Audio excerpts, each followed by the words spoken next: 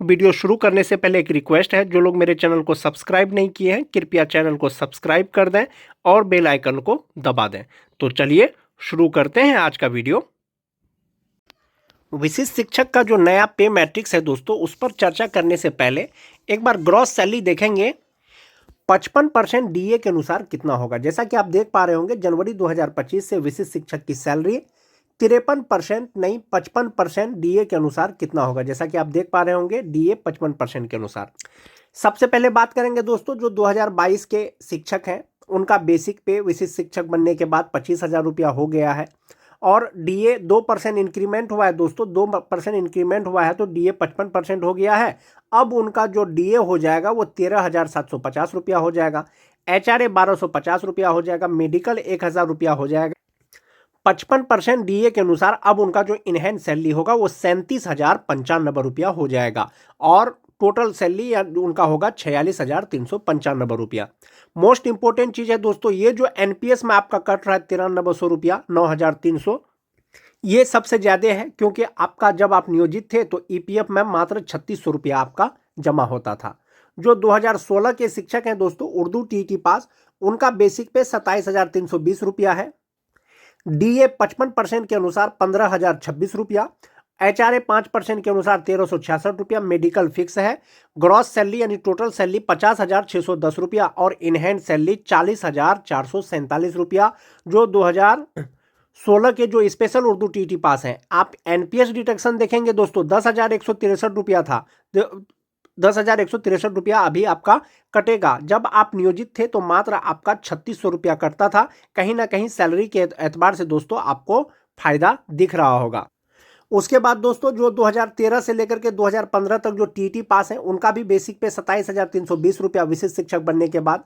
DA 55% के अनुसार दोस्तों 15,026 रुपया हो जाएगा। एचआरए 5% के अनुसार 1,366 रुपया हो जाएगा। मेडिकल 1,000 रुपया। इनहैंड सैलरी 40,447 रुपया और जो ग्रॉस सैलरी है वो 50,116 रुपया।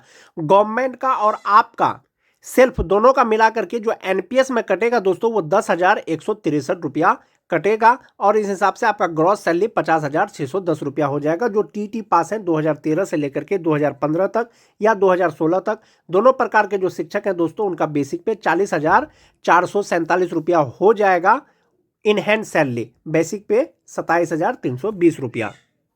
अब बात कर लेते हैं दोस्तों, जो 2010 के नियोजित शिक्षक विशिष्ट शिक्षक बने हैं, उनका बेसिक पे 29,850 रुपया है। जनवरी 2025 से 55% डीए के अनुसार उनका हो जाएगा 16,418 रुपया। एचआरए 1,493 रुपया 5% के अनुसार।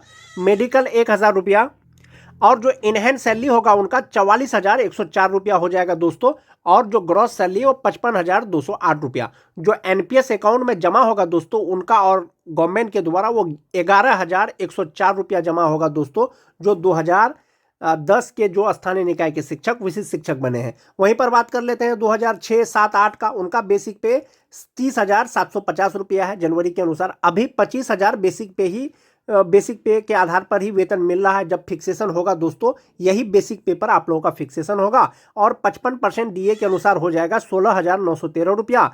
एचआरए 5% के अनुसार 1,538 रुपया। मेडिकल फिक्स है दोस्तों और जो इनहैंड सैलरी होगी उनकी 45,405 रुपया होगा, जो 2006-7 के नियोजित शिक्षक विशिष्ट शिक्षक बने हैं दोस्तों और 11,439 रुपया उनका एनपीएस अकाउंट में जमा होगा। जो ग्रॉस सैलरी है दोस्तों उनका 56,844 रुपया हो जाएगा दोस्तों, जो 2006 के स्थानीय निकाय शिक्षक विशिष्ट शिक्षक बने हैं।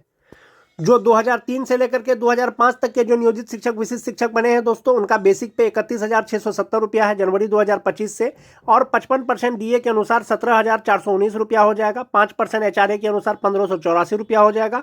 1,000 मेडिकल फिक्स है और इनहैंड सैलरी उनकी हो जाएगी 46,734 रुपया। आप ये वाला अमाउंट देख रहे होंगे दोस्तों, ये वाला अमाउंट मैक्सिमम है, यानी 11,781 रुपया उनका एनपीएस में जमा होगा। जबकि स्थानीय निकाय के रूप में जब वो थे तो ईपीएफ में मात्र 3,600 रुपया जमा होता था और यहाँ पर 11,781 रुपया है। ग्रॉस सैलरी 58,515 रुपया हो जाएगा।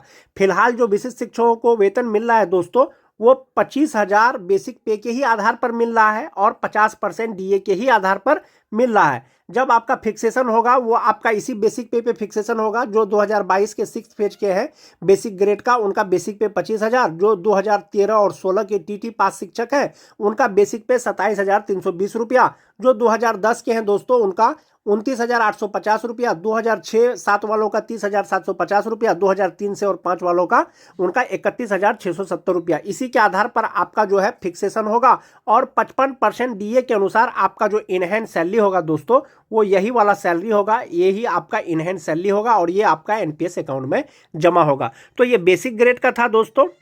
स्नातक ग्रेड की अगर बात करें दोस्तों 2013 से 16 तक जिनकी बहाली ट्रेंड के रूप में हुई थी, जनवरी 2025 से उनका बेसिक पे विशिष्ट बनने के बाद 29,700 रुपया।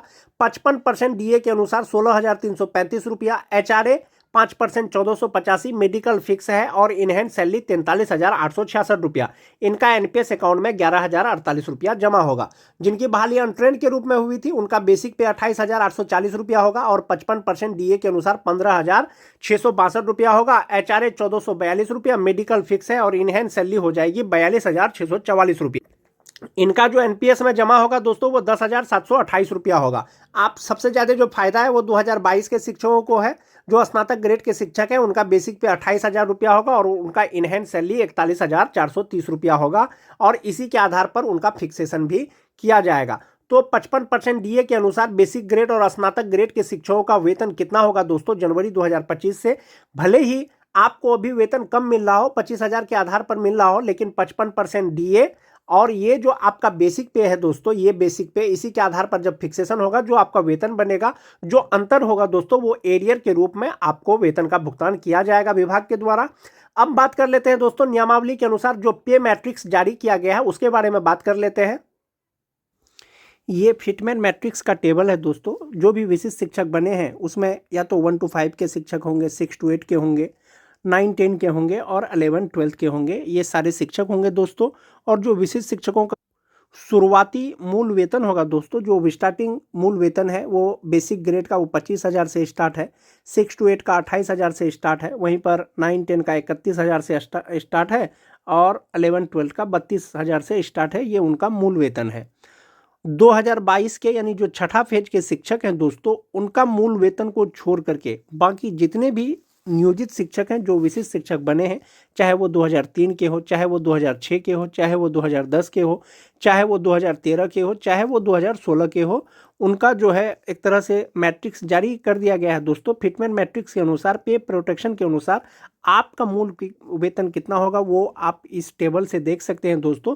2022 का 6th फेज वाले को छोड़ करके इसलिए कह रहा हूँ दोस्तों, उनका जो मूल वेतन है अभी जो 2024-25 में जो उनका मूल वेतन बनेगा दोस्तों वो एक इंक्रीमेंट के साथ भी वो 25,000 से कम होगा।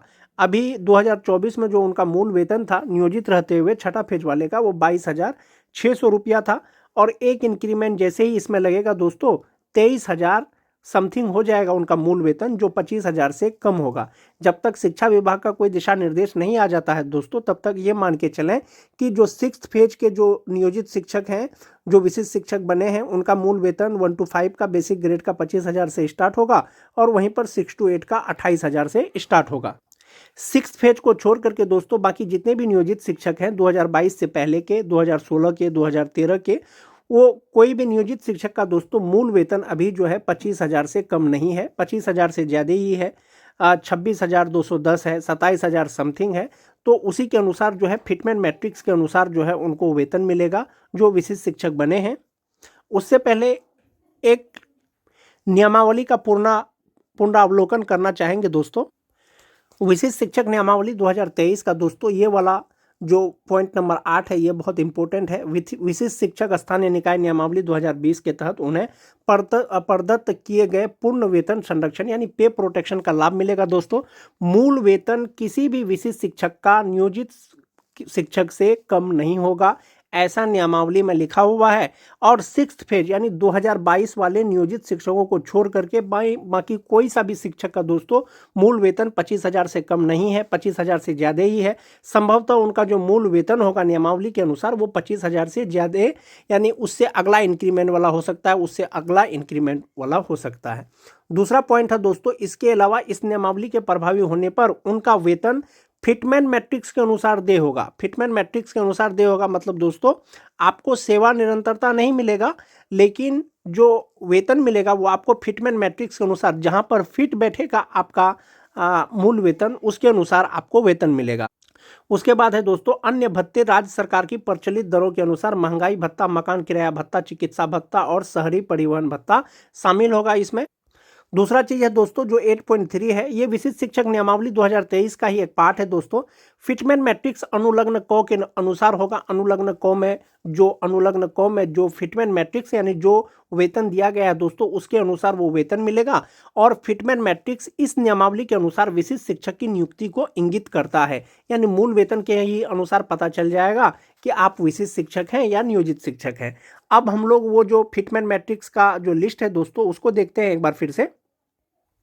बहुत से शिक्षकों का दोस्तों मूल वेतन 26,210 रुपया है, लेकिन 26,210 का फिटमैन मैट्रिक्स का अनुसार हुआ कि उनका जो मूल वेतन है वो कहाँ पर फिट बैठ रहा है। तो 26,210 के आगे वाला उससे कम मूल वेतन नहीं मिलेगा दोस्तों। तो 26,210 से कम 25,750 है जो उनको नहीं मिलेगा, तो उससे अगला वाला उनको मिलेगा। तो 26,210 रुपया जिनका मूल वेतन है नियोजित रहते हुए था, उनका जो है विशिष्ट शिक्षक बनने के बाद वो 26,520 रुपया हो जाएगा। उसी तरह से 27,010 रुपया एक शिक्षक का 2013 या 2016 के शिक्षक होंगे जिनका मूल वेतन 2024 में 27,010 रुपया था। यदि वो विशिष्ट शिक्षक बन गए हैं तो उनका मूल वेतन 27,010 से कम नहीं होगा। तो 27,000 से 10 से कम नहीं होगा, तो उसके आसपास वाला फिट जो है वो है 27,320 रुपया। यानी 2024 में जो नियोजित शिक्षक का मूल वेतन 27,010 रुपया था, अब उनका मूल वेतन हो जाएगा 27,320 रुपया। इसी के आधार पर आप लोग इस चार्ट के माध्यम से अपना अपना मूल वेतन देख सकते हैं दोस्तों।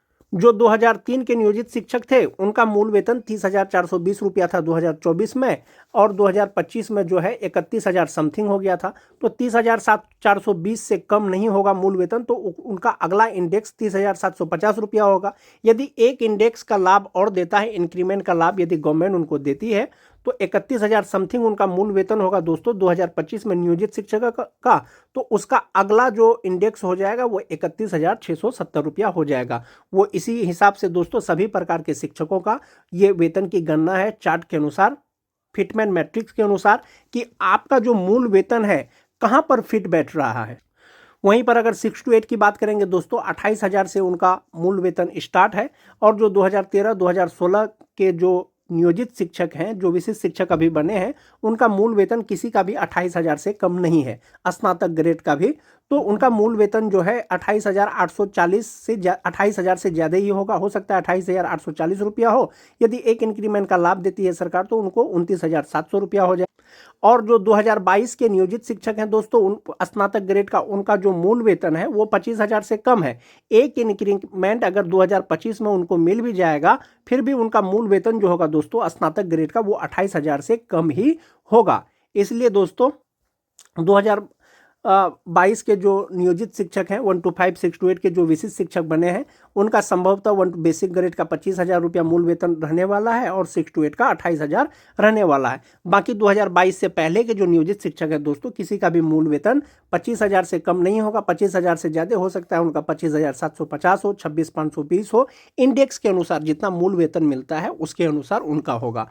और दोस्तों जैसा कि नियमावली में जो है प्रोन्नति का भी बात कहा गया है, यानी कि विशिष्ट शिक्षकों को प्रमोशन मिलेगा, एक तरह से प्रोन्नति मिलेगा। तो प्रोन्नति किस प्रकार से होगा? जो विशिष्ट शिक्षक आज के डेट में ग्रेजुएट हैं, मान जाते हैं वो बेसिक ग्रेड में वो शिक्षक है, विशिष्ट शिक्षक बन गए हैं और वो आज के डेट में ग्रेजुएट हैं, 8 साल यदि वो सेवा कर लेते हैं दोस्तों, 8 साल के बाद उनका प्रमोशन होगा यानी प्रोन्नति होगा। तो 8 साल बाद उनका जो मूल वेतन होगा वो 30,750 रुपया होगा।